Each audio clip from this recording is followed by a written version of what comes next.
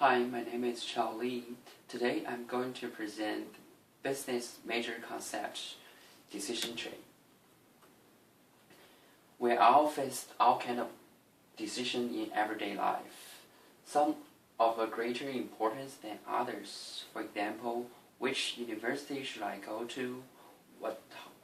Where should I go on holiday? That's all problems that we ask ourselves every day. Most of their professional decisions are made without a formal strategy, but by drawing our experience and intuition. Different from personal decision, business decision tend to be more complex and involve many different factors. But what is the decision tree? Decision tree is a diagram to analyze every components and make the better decision. There are 4 components of the decision tree: an objective, the alternative courses of action, uncontrollable event, and the payoff or rewards. What's the purpose of the decision tree? The definition says the decision tree is to assist decision makers in making better decisions in complex situations, usually better certainties. But based on the words, we can understand we have to make better decision to make maximum the profit or minimum the cost. That's a major business concept. Let's move on the 4 components of decision tree. First one is objective. Identify which project or work do you want to do or do you want to achieve, such as when you're looking for a job, you might consider the working hours, salary, or traveling time on each year, and so on. That's the objective. The second component is alternative courses of actions. The different courses of action that are open to you in order to achieve your objective. For example, when you open a new market, you have to decide where should I go to, such as Europe, Asian, or North American. Also, you have to decide a big client or small client. That's a alternative courses of action.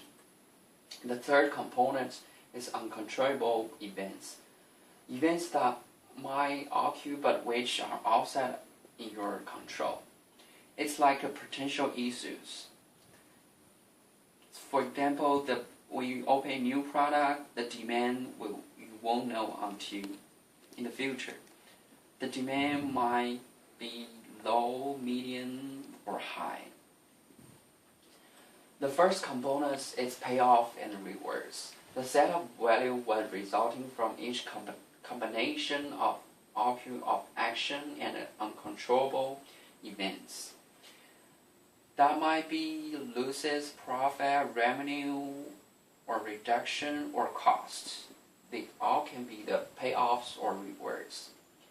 Alright, let's look at the difficult parts of the decision tree. First one is possibility. Remember, it is percentage to success or failed. The total probability must equal to 1. There are 2 A and B items. If item A is 60%, then item B must be 40%. No matter how many items we got, look at the diagram. It's A, B, C, and D. The probability is 40% for A, 25% for B, 25% for C, and 10% for D. The total of the probability is 100%. By the way, there's another way to show the probability. It's a 0.4, 0.25, 0.25, and 0.1. No matter which way we show in the future, the total must be 1 and 100%. The second difficult part is the function of decision tree is the sum of product function. Sum of product function seems like very difficult, but when you analyze this column row, you can easily see just multiply by each row and add them up on the column. You got the sum of product value. Next example, probability is 6.6 and the 0.4. The value is $100 for each. Then you multiply each row, you got a 60 and 40. Then you add the column up equal to 100. That's a sum product function.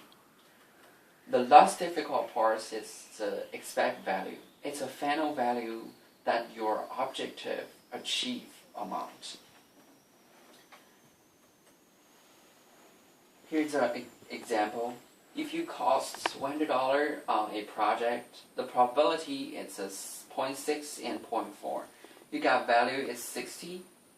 Then you can use the sum of product first, do the multiply each row times 0.6 times 60 plus 0.4 times 0. You got the 36.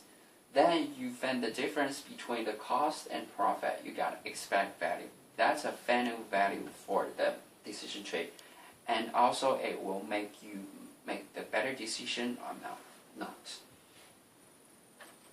Any questions? No, thank you. All right, thank you for your attention.